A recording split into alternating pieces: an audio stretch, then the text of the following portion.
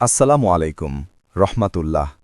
সম্মানিত দর্শক, আপনাদের সবাইকে স্বাগত জানাচ্ছি। আজ আমরা এমন এক ইমামদীপ্ত যাত্রার সঙ্গী হব যা আমাদের হৃদয়কে নাড়া দেবে এবং আল্লাহর প্রতি বিশ্বাসকে আরও মজবুত করবে। গল্পটি এক সাধারণ মানুষের, যার জীবনের প্রতিটা নিঃশ্বাসে জড়িয়েছিল বিসমিল্লার শক্তি এবং মহান রবের উপর অবিচল ভরসা। চলুন শুরু করা যাক সেই অসাধারণ কাহিনী। বহুকাল আগে এক সমৃদ্ধ জনপদে বাস করত এক হতদরিদ্র কাঠুরিয়া। তার ছোট কুঁড়েঘরটিতে থাকত তার স্ত্রী ও একটি সন্তান। লোকটির জীবন ছিল কঠিন সংগ্রামে পরিপূর্ণ। প্রতিদিন তার দিন শুরু হতো ভোরের আলো ফোটার সাথে সাথে, যখন পাখিরা ঠিকমতো জাগে না। তার একমাত্র সম্বল ছিল একটি পুরনো, প্রায় ধারহীন কুড়াল। সেই কুড়াল কাঁধে নিয়ে পাড়ি দিত মাইলের পর মাইল পথ গভীর জঙ্গলের উদ্দেশ্যে। সারাদিন হাড় ভাঙা পরিশ্রম করে শুকনো কাঠ সংগ্রহ করে সেগুলো আঁটি বেঁধে মাথায় করে সে নিয়ে আসত স্থানীয় বাজারে। কাঠ বিক্রি করে দিন শেষে যা আয় হতো তা দিয়ে চাল ডাল কেনাটাই ছিল এক বিরাট চ্যালেঞ্জ। দারিদ্র্যের নির্মম কষাঘাত সত্ত্বেও সেই কাঠুরিয়ার চেহারায় কখনো হতাশার ছাপ পড়ত না। তার হৃদয় ছিল আল্লাহর প্রতি কৃতজ্ঞতায় পরিপূর্ণ। সে বিশ্বাস করত এই দুনিয়ার কষ্ট ক্ষণস্থায়ী এবং আল্লাহ তার বান্দাদের পরীক্ষা করেন। তার সবচেয়ে বড় অভ্যাস, বা বলা ভালো সবচেয়ে বড় শক্তি ছিল যে কোনো কাজ শুরুর আগে ভক্তিভরে বিসমিল্লাহির রহমানির রহিম বলা।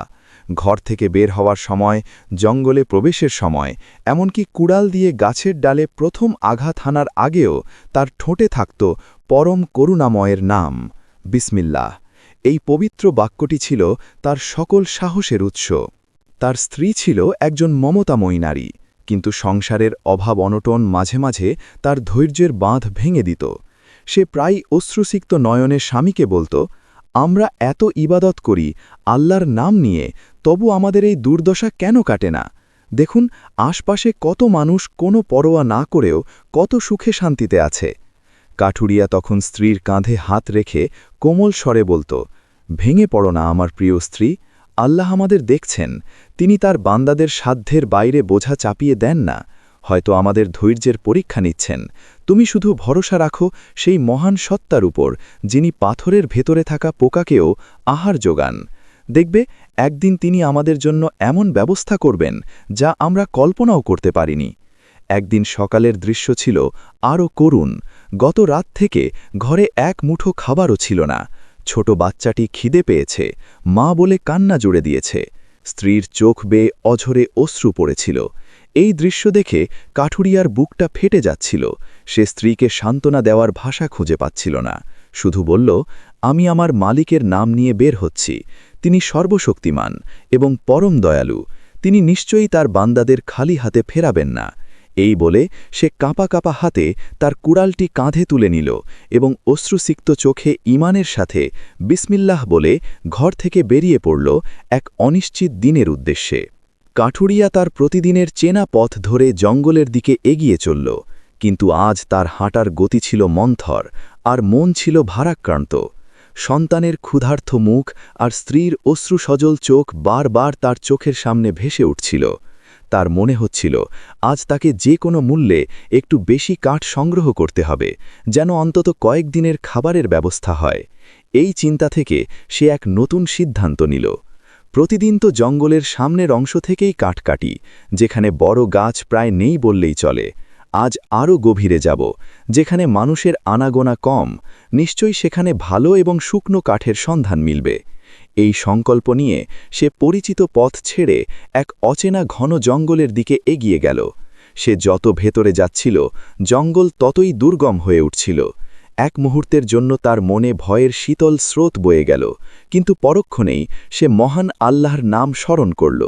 বিসমিল্লাহ, এই পবিত্র শব্দটি উচ্চারণের সাথে সাথেই তার মনের ভয় দূর হয়ে গেল এবং এক গভীর সাহসে ভেল তার মনে। দীর্ঘক্ষণ হাঁটার পর যখন সে প্রায় ক্লান্ত এবং হতাশ হয়ে পড়েছিল, হঠাৎ তার চোখ পড়ল এক বিশাল প্রাচীন গাছের উপর। গাছটি এতই বড় যে তার ডালপালা চারদিকে বহু দূর পর্যন্ত ছড়িয়ে পড়েছে। সবচেয়ে আশ্চর্যের বিষয় হল, গাছটির একটি বিশাল মোটা ডাল সম্পূর্ণ শুকিয়ে মরে গিয়েছিল, যা দূর থেকে দেখেই বোঝা যাচ্ছে। কাঠুরিয়ার চোখ খুশিতে উজ্জ্বল হয়ে উঠল। সে মনে মনে আল্লাহকে শুকরিয়া আদায় করে বলল, আলহামদুলিল্লাহ, হে আমার রব, তুমি তো উত্তম পরিকল্পনাকারী। সে তার কুড়ালটি কাঁধ থেকে নামিয়ে কোমরের গামছা দিয়ে কপালের ঘাম মুছল। তারপর পুরো শক্তি দিয়ে বিসমিল্লাহির রহমানির রাহিম বলে সেই শুকনো ডালে আঘাত করল। কুড়ালটি পুরনো আর ধারহীন হওয়ায় প্রথম কয়েকটি আঘাতে তেমন কিছুই হল না, কিন্তু সে থামল না। ইমানের বলে বলিয়ান হয়ে সে একের পর এক আঘাত করতে লাগল। কয়েকবার সজোরে আঘাত করার পর হঠাৎ এক অদ্ভুত ঘটনা ঘটল। মটমট করে একটি বিকট শব্দ হল এবং ডালের একটি অংশ ভেঙে নিচে না পড়ে গাছের কোটুরের ভিতরে ঢুকে গেল, আর সেই ভাঙা অংশ দিয়ে ঝর্ণার জলের মতো ঝরঝর করে কি যেন পড়তে শুরু করল। প্রথমে কাঠুরিয়া ভাবল হয়তো গাছের ভিতরে জমে থাকা জল বা পোকামাকড় হবে, কিন্তু যখন জিনিসগুলো মাটিতে পড়ে সূর্যের আলো প্রতিফলিত হতে লাগল, তখন তার নিঃশ্বাস প্রায় বন্ধ হয়ে যাবার উপক্রম হল। এগুলো জল বা পোকা নয়, এগুলো চকচকে স্বর্ণমুদ্রা, শত শত হাজার হাজার স্বর্ণমুদ্রা গাছের কোটুর থেকে বেরিয়ে এসে তার পায়ের কাছে একটি ছোট স্তূপ তৈরি করেছে। কাঠুরিয়া বিস্ময়থা বিশ্বাসী আর উত্তেজনায় পাথর হয়ে গেল। সে নিজের চোখকে বিশ্বাস করতে পারছিল না। এ কি করে সম্ভব? একটি গাছের ভেতর থেকে স্বর্ণমুদ্রা! তার সারা শরীর ভয়ে উত্তেজনায় কাঁপতে শুরু করল। সে দ্রুত চারদিকে তাকাল, যদি কেউ তাকে দেখে ফেলে। কিন্তু সেই গভীর নির্জন অরণ্যে সে আর তার রব ছাড়া আর কেউ ছিল না। স্বর্ণমুদ্রার সেই স্তূপের দিকে তাকিয়ে তার মনে হল সে যেন কোনো স্বপ্ন দেখছে। স্বর্ণমুদ্রার স্তূপ দেখে কাঠুরিয়ার এক মুহূর্তের জন্য মনে হল এ তো স্বয়ং আল্লাহ তার দোয়া কবুল করেছেন। এই স্বর্ণমুদ্রাগুলি তার সব অভাব দূর করে দেবে। তার স্ত্রী আর সন্তানেদের মুখে হাসি ফুটবে। তাদের আর কখনো না খেয়ে থাকতে হবে না। সুন্দর পোশাক, ভালো খাবার, একটি আরামদায়ক জীবন, সব কিছুই এখন তার হাতের মুঠোয়। লোভে এক শীতল স্রোত তার শিরা উপশিরায় বইতে শুরু করল। সে কাঁপা কাঁপা হাতে স্বর্ণমুদ্রাগুলি স্পর্শ করতে গেল। মুদ্রাগুলো শীতল স্পর্শ তার আঙুলে লাগতেই তার পুরো শরীর কেঁপে উঠল। কিন্তু ঠিক সেই মুহূর্তে তার ভেতরের ইমানি সত্তা জেগে উঠল, যে সত্তা তাকে এতদিন ধরে আল্লাহর পথে অবিচল রেখেছিল। সেই সত্তা তাকে তীব্রভাবে তিরস্কার করল। তার বিবেক তাকে প্রশ্ন করতে লাগল, হে আল্লাহর বান্দা, তুমি কি করতে যাচ্ছ? এই সম্পদ কি সত্যিই তোমার? তুমি তো এখানে কেবল কাঠ কাটতে এসেছিলে।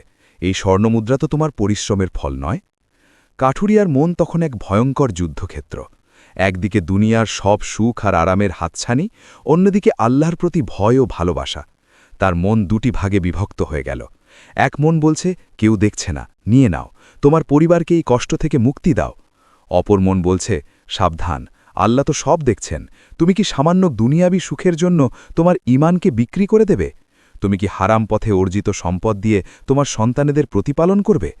যে মুখে তুমি বিসমিল্লা বলো, সেই মুখে হারাম খাবার তুলে দেবে? এই অন্তর্দ্বন্দ্ব তাকে প্রায় পাগল করে তুলেছিল। সে মাটিতে বসে পড়ল, দুই হাতে মাথা চেপে ধরল। তার চোখ দিয়ে টপ টপ করে অশ্রু পড়তে লাগল। সে আল্লাহর কাছে সাহায্য চাইল, হে আমার রব, হে অন্তরসমূহের পরিবর্তনকারী, আমার অন্তরকে আপনার দিনের ওপর প্রতিষ্ঠিত রাখুন। আমাকে শয়তানের প্ররোচনা থেকে রক্ষা করুন। দীর্ঘক্ষণ নিজের সাথেই মানসিক লড়াই চলার পর অবশেষে তার ঈমান জয়ী হল। সে সিদ্ধান্ত নিল, আমার রব যদি আমাকে ধনী করতে চান, তবে তিনি আমাকে হালাল পথে রিজিক দান করবেন। আমার এই হারাম সম্পদের প্রয়োজন নেই। যে আল্লাহ আমাকে এতদিন অনাহারে রেখে ও ঈমানের ওপর টিকিয়ে রেখেছেন, তিনি নিশ্চয়ই আমার জন্য এর চেয়ে উত্তম কিছু রেখেছেন। এই সংকল্প করার সাথে সাথেই তার মনের ভিতর থেকে সমস্ত লোভ, ভয় আর অস্থিরতা দূর হয়ে গেল। এক অনাবিল প্রশান্তি তার হৃদয়ে ছেয়ে ফেলল। সে উঠে দাঁড়াল। স্বর্ণমুদ্রাগুলি একটিও স্পর্শ না করে সেগুলো আবার গাছের কোটুরের ভিতরে ঠেলে দিল। তারপর ভাঙা ডালের অংশটি দিয়ে কোটরের মুখটা আগের মতো বন্ধ করার চেষ্টা করল। এরপর আশপাশ থেকে মাটি, শুকনো লতাপাতা আর শ্যাওলা এনে জায়গাটা এমনভাবে ঢেকে দিল যেন এখানে যে কিছু ঘটেছে তা বোঝার কোনো উপায় না থাকে। কাজটি শেষ করে সে গভীর এক স্বস্তির নিঃশ্বাস ফেলল। হারাম থেকে বেঁচে থাকার আনন্দ যে কত মধুর তা সে আজ প্রথমবারের মতো অনুভব করল। মনটা হয়তো খালি হাতে ফেরার আশঙ্কায় কিছুটা ভারাক্রান্ত ছিল, কিন্তু ঈমান রক্ষা করতে পারার গৌরবে তার বুক ভরে উঠেছিল। সে আর সেই গাছের দিকে ফিরেও তাকাল না। একটু দূরে গিয়ে অন্য একটি সাধারণ গাছ থেকে কাঠ কেটে বোঝা বাঁধল এবং সেই কাঠের বোঝা কাঁধে নিয়ে প্রশান্ত হৃদয়ে বাড়ির পথে রওনা দিল। সেই রাজ্যের বাদশাহ ছিলেন একজন অত্যন্ত ন্যায়পরায়ণ, প্রজাহিতৈষী এবং আল্লাভীরু শাসক। তিনি প্রায়ই রাতের গভীরে আল্লাহর ইবাদতে মশগুল থাকতেন এবং তার রাজ্যের মানুষের কল্যাণের জন্য দোয়া করতেন। এক রাতে তাহাজ্জুদের নামাজ আদায় করে ঘুমানোর পর তিনি এক অদ্ভুত স্বপ্ন দেখলেন। স্বপ্নে তিনি দেখলেন তার রাজ্যের বিশাল জঙ্গলের গভীরে এক প্রাচীন বৃক্ষের কোটরে লুকানো আছে বিপুল পরিমাণ স্বর্ণমুদ্রা। কিন্তু স্বপ্নের সবচেয়ে আশ্চর্যজনক অংশ ছিল তিনি দেখলেন তার রাজ্যেরই এক দরিদ্র কাঠুরিয়া সেই সম্পদের সন্ধান পায়, কিন্তু চরম অভাব ও দারিদ্র্য সত্ত্বেও সে একটি মুদ্রাও স্পর্শ না করে কেবল আল্লাহর ভয়ে ও তার উপর ভরসা করে সেখান থেকে ফিরে আসে। স্বপ্নটি এতটাই জীবন্ত ছিল যে ঘুম থেকে ওঠার পরও এর প্রতিটি দৃশ্য বাদশার চোখে ভাসছিল। এই অলৌকিক স্বপ্ন বাদশাকে গভীরভাবে ভাবিয়ে তুলল। তিনি বুঝতে পারলেন এটি কোনো সাধারণ স্বপ্ন নয়, বরং এর পেছনে মহান আল্লাহর কোনো বিশেষ ইশারা রয়েছে। তার রাজ্যে এমন একজন আল্লাহ ভীরু ও সৎ মানুষ বাস করে, এটা ভেবে তার মন গর্বে ভরে উঠল। তিনি সেই মুমিন বান্দাকে এক নজর দেখার জন্য এবং তার সততার পুরস্কার দেওয়ার জন্য অস্থির হয়ে উঠলেন। পরদিন সকালে রাজদরবার শুরু হতেই তিনি তার সবচেয়ে বিশ্বাসভাজন ও প্রবীণ উজিরকে নির্জনে ডেকে পাঠালেন। তিনি উজিরকে তার দেখা স্বপ্নের আদ্যপ্রান্ত খুলে বললেন এবং নির্দেশ দিলেন, আপনি অবিলম্বে একদল বিশ্বস্ত সৈন্য নিয়ে জঙ্গলে যান। স্বপ্নের বর্ণনা অনুযায়ী সেই গাছ ও স্বর্ণমুদ্রা খুঁজে বের করুন এবং রাজকোষাগারে জমা দিন। আর সবচেয়ে গুরুত্বপূর্ণ কাজ হল সেই সৎ কাঠুরিয়াকে খুঁজে বের করে সম্মানসহ আমার দরবারে হাজির করুন। আমি নিজ হাতে তাকে পুরস্কৃত করতে চাই। কিন্তু বাদশাহ জানতেন না তার এই বিশ্বাসভাজন উজিরের অন্তরে বাসা বেঁধেছিল লোভ এবং কপটতার বিষ। বাদশার মুখে বিপুল পরিমাণ স্বর্ণমুদ্রার কথা শুনে তার চোখ লোভে চকচক করে উঠল। সে মনে মনে এক ভয়ঙ্কর পরিকল্পনা এঁটে, এই বিপুল সম্পদ যদি আমি নিজে হস্তগত করতে পারি তবে আমার 7 পুরুষ আরামে কাটিয়ে দিতে পারবে। বাদশাকে ধোঁকা দেওয়ার এমন সুযোগ আর পাওয়া যাবে না।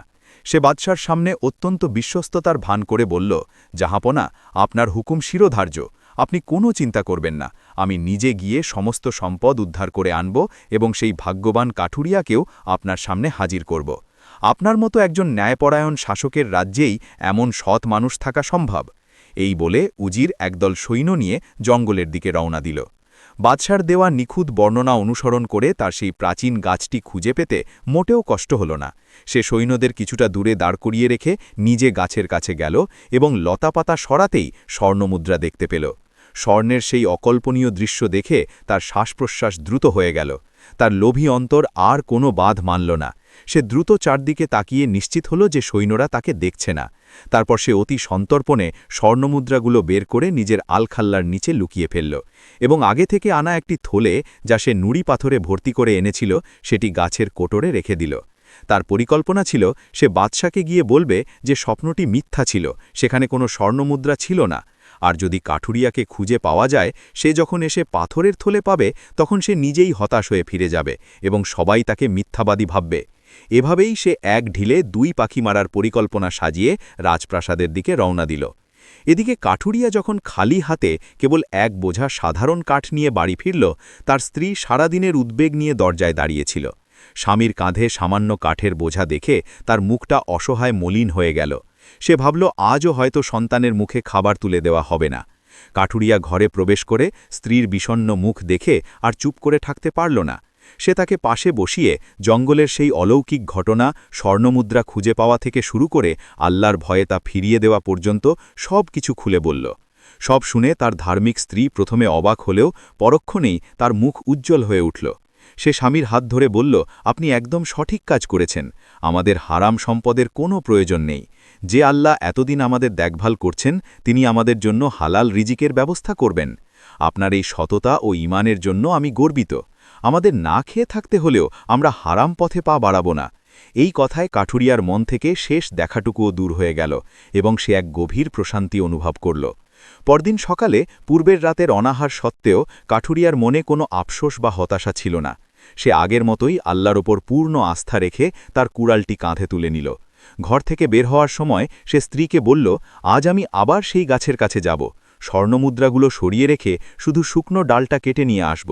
ওটা দিয়ে অনেক দিনের জ্বালানির ব্যবস্থা হয়ে যাবে। এই বলে সে ভক্তিভরে বিসমিল্লা বলে জঙ্গলের পথে রওনা দিল।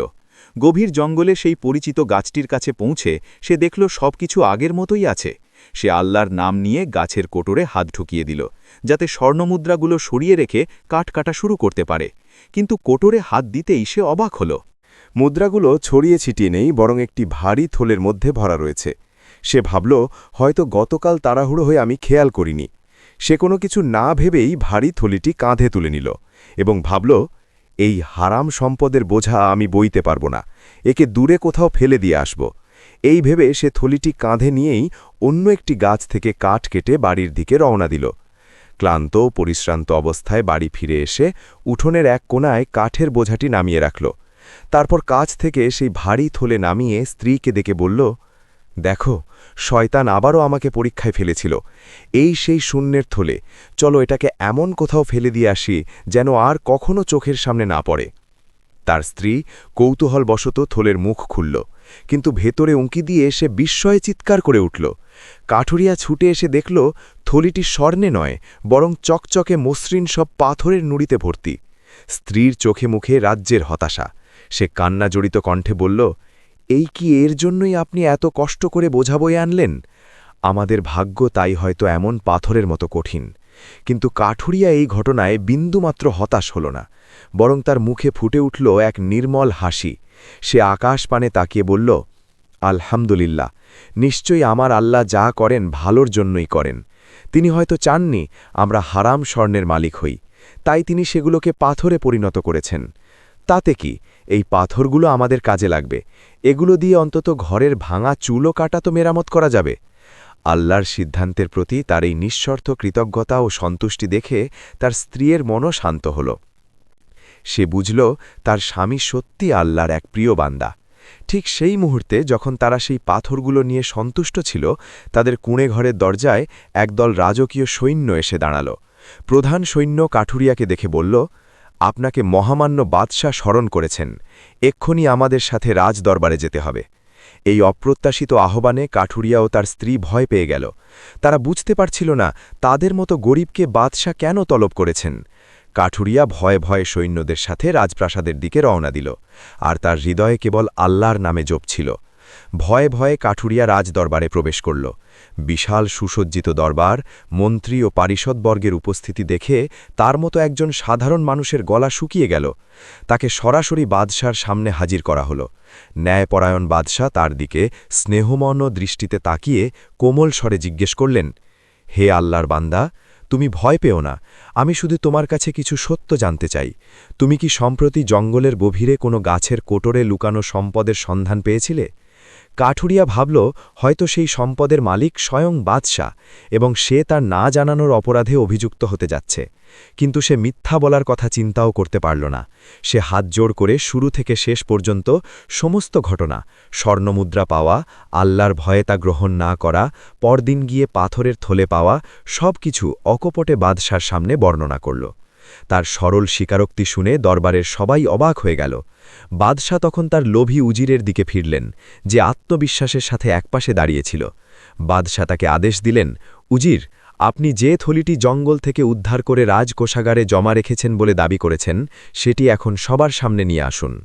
উজিরের বুকটা মুহূর্তের জন্য কেঁপে উঠলেও সে নিজেকে সামলে নিল। সে ভাবল, আমার থলিতে সই আছে, আর এই কাঠুরিয়া তো নিজেই স্বীকার করেছে যে সে পাথর পেয়েছে, আমার কোনো ভয় নেই। সে গর্বের সাথে রাজকোষাগার থেকে আনা সেই থলিতে বাদশার সামনে রাখল।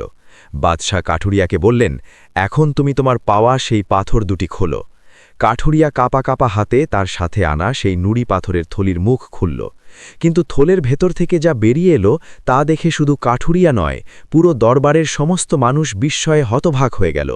থলিতে পাথর দিয়ে নয়, বরং শত শত উজ্জ্বল চকচকে স্বর্ণমুদ্রায় কানায় কানায় ভর্তি।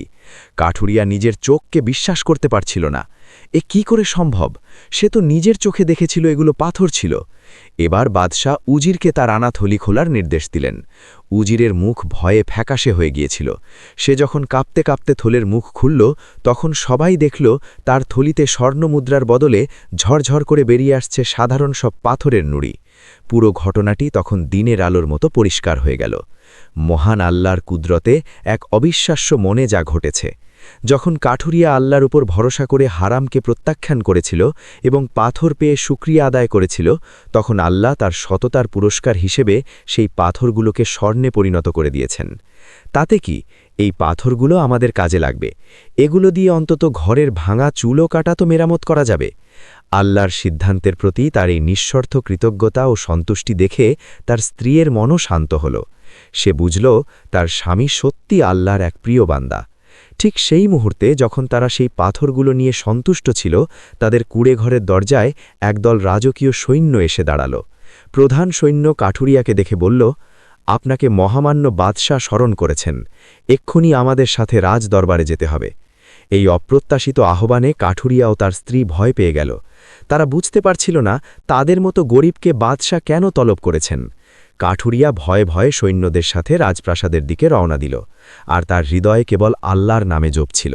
আর অন্যদিকে উজির যখন লোভের বশবর্তী হয়ে প্রতারণা করেছিল, তখন আল্লাহ তার স্বপ্নগুলোকে সাধারণ পাথরে পরিণত করে তার পরিকল্পনা সবার সামনে প্রকাশ করে দিয়েছেন। সত্য উন্মোচিত হওয়ার পর উজির বাদশার পায়ে পড়ে ক্ষমা চাইতে লাগল, কিন্তু ন্যায়পরায়ণ বাদশাহ তার প্রতারণার জন্য তাকে কঠোর শাস্তি দিলেন এবং উজির পদ থেকে বরখাস্ত করে কারারুদ্ধ করলেন। এরপর বাদশাহ সিংহাসন থেকে নেমে এসে সেই দরিদ্র কাঠুরিয়ার কাঁধে হাত রাখলেন। তিনি আবেগাপ্লুত কণ্ঠে বললেন, হে আল্লাহর প্রিয় বান্দা, তোমার ঈমান, তোমার ধৈর্য এবং আল্লাহর ওপর তোমার অবিচল ভরসা দেখে আমি অভিভূত। তুমিই সম্পদের প্রকৃত মালিক। স্বয়ং আল্লাহ তোমাকে এর জন্য নির্বাচন করেছেন। এই সম্পদ তুমি গ্রহণ করো, এটা তোমার সততার পুরস্কার।